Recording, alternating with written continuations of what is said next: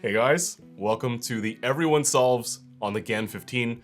This is a really popular cube of the season, and we're bringing you everyone from our office, showing you our opinions on the cube. So to give you some background information, this cube is $69.99 at TheCubicle.com, making it much cheaper than the launch price of the previous GAN cubes, especially the 13 and the 14. So the price is in a really good spot for a GAN cube. There's only one version currently available, Maglev UV, which is also pretty cool because it makes getting the cube really simple. You want the cube, you get exactly that one model. And of course, we have a spring kit from LBL Designs. This is designed to make your cube a little more controllable if you like the GAN 15 feel, but you want the cube to be a little bit slower. And last but not least, for a limited time, this cube will come with alternate centerpieces that you can replace to give the cube a different feel. These centerpieces are pretty cool, and if you want the cube with this option, it's better to get it sooner than later. All right, so let's get into the solves. I quite like the GAN 15. The GAN 13 and the 14 were both interesting when they first launched, meaning I thought they were pretty fun, but then after solving on it a lot, it really lost appeal to me. I think the 13 was too clunky and the 14 had popping issues, and then the 14 Pro was just expensive and too fast for me to control. So those cubes had a lot of issues, but ever since receiving the GAN 15 prototype in late July, I've been using it consistently and my interest level really hasn't dropped. It's still a very excellent cube. The cube's lightweight is a huge asset for me, and I really like how easy it is to move, how long I can cube for, and it's really compatible with my light turning style, so it's perfect. The more limited customization options is also, I find, better. I like how there's a better connection between me wanting something and me getting it. For example, if I wanted stronger magnets and more compression, my brain tells me, okay, I put in the magnet rods and then I crank up the compression. So it's a lot more straightforward than saying, do I put in the magnet rods or do I adjust the magnet settings on the corner? It's a lot clearer what I want and then how I get it. And I think that's a really good thing about the GAN 15. On another note, $70 is a pretty hefty price tag, but it definitely beats the ludicrous $87.99 when the GAN 14 first released, so I guess props to GAN for dropping the price. Overall, I'm a big fan of the GAN 15. It has good customization options, very good specs, good performance, and a price drop. Overall, nice cube. Hey, it's Jules. GAN finally did something right with their latest cube, the GAN 15. They did what I didn't think that they would do, which is actually make a cube that is good out of the box and minimalizing the amount of customizations that you can do. It is probably the most stable puzzle that they have released in recent years, and because they got rid of a lot of the customizations, it's very, very lightweight, really easy to turn, and it feels fast, which is really awesome because I don't get tired turning the puzzle at all, especially with longer cubing sessions. The flexibility is a little bit lacking on tighter tensions where the cube is best at, but it's easier to blame the cube than your actual turning. They did mess up the cube a little bit because they started using the GAN 14 Pro center caps because you seem to consistently break your center pieces. And that's how they chose to fix it. On top of that, the maglev they use does feel a little bit clacky and unstable, especially on looser tensions, so the tighter tensions are really the way to go with this puzzle. I would say that the cube is 90% there in terms of the ideal GAN cube, and it shows in their decision to remove almost all of the customizations in regards to the magnets.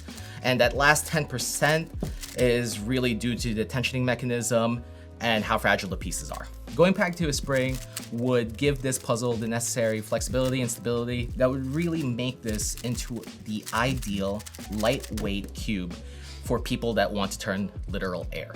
All in all, I think it's the best product they've made in recent years, considering the straight disappointments of the 13 and 14, and it's a great opportunity for people to spend more money on a cube that should be worth $40. 7 out of 10, it's almost there. Hi, I'm Steven. The GAN 15 is actually a pretty good cube. It's the first GAN I've liked in a while, and I actually briefly switched to a prototype 15 with the LBL spring conversion kit. I had to adapt my turning to it because of how fast and light it is, but other than that, it actually went pretty well. The lightness ended up being a positive because I can cube for a lot longer without getting tired. I don't remember what else I was using, but I remember doing a session on a cube that was quite a bit heavier. I got really tired, so I thought I had to stop. But then I just did a few solves on this one and actually got less tired somehow. I also find this cube to be a bit more reliable and predictable than GAN's previous releases just because of the simplicity of having fewer things to adjust. I think some of those features got in the way of performance on the last few releases, and it's nice to be back to basics. The main reason I didn't use this cube for very long is that I like to switch between a lot of different cubes pretty frequently, and the turning style I had to adapt to use this cube doesn't work well with anything else. So every time I wanted to switch and try something else, it took quite a while to adjust to that cube and then quite a while to adjust back to the 15. So even though there are a lot of things I like about it, I decided that trade-off wasn't worth it and I stopped using it after a few weeks. If you're a fan of GAN cubes in general and you're using one of their older models like the 13 or 14, this one's definitely worth picking up. And even if you're using a 12, it might be a good option. It's a very good cube, but because of how I approach cubing, it just doesn't work for me.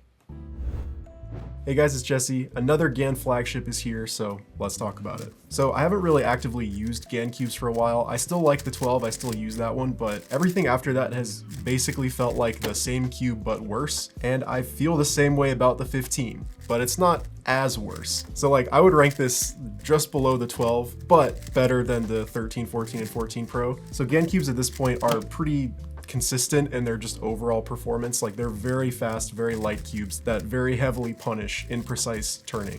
And the 15 is the same way. So, you know, if you've tried a GAN cube before, you're gonna have a fairly decent idea of what the 15 is gonna be like. Like it's not that radically different from the other GAN cubes. But what I do like about this cube in particular is the simplified features. Like they removed the edge magnets, which I think were completely pointless. And they removed the magnet adjustments, which maybe I'm in the minority here, but like I never adjust magnets on my cubes, so I wasn't really sad to see that go. I also like the core magnets. The positioning is a lot more similar to how it was in the 12, and I think that's actually a big reason why the 15 feels a lot more like the 12. I also like that they're experimenting a bit with the piece design. I just don't understand why they would stop including the extra centers after the first patch. That's a bit baffling to me. The cube also still has the center caps that can only be removed with the included tool, which I think is just a terrible feature. I will never shut up about this. I hate it.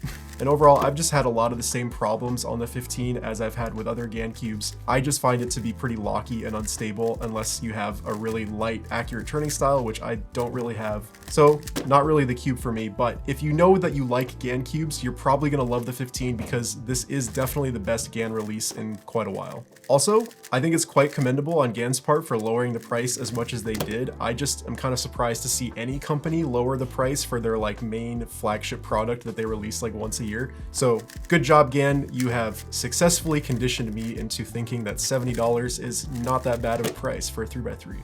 Anyway, that's it for me. See you guys later. Yeah, I don't. GAN cubes. So it reminds me a lot of the 12, which is what a lot of people think. I'm really surprised by the lack of customizable features, like when it comes to the magnets and stuff. I mean, I don't mind it, but it's just very unlike them. But yeah, feel-wise, they're definitely going back to more of like the GAN 12 kind of feel, which is really good. These versions, I believe this is the standard maglev one. I found this a bit uncontrollable. The spring modded one I enjoyed a lot more, but I was having some issues with it. There's something with GAN cubes, when I'm on PLL, it feels like an eternity to get through the damn alg, and I just kept struggling on PLL. And even like AUF, I was having trouble at I was +2ing like crazy, which I'm not sure how much was skill issue and how much was the cube, but I had one of the most disappointing everyone solve of my career, where like I really struggled to just do the last turn. So definitely made me question how I feel about this cube.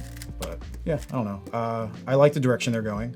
I think it feels nice. I feel like a lot of people will enjoy it, even though GAN cubes aren't really for me. So.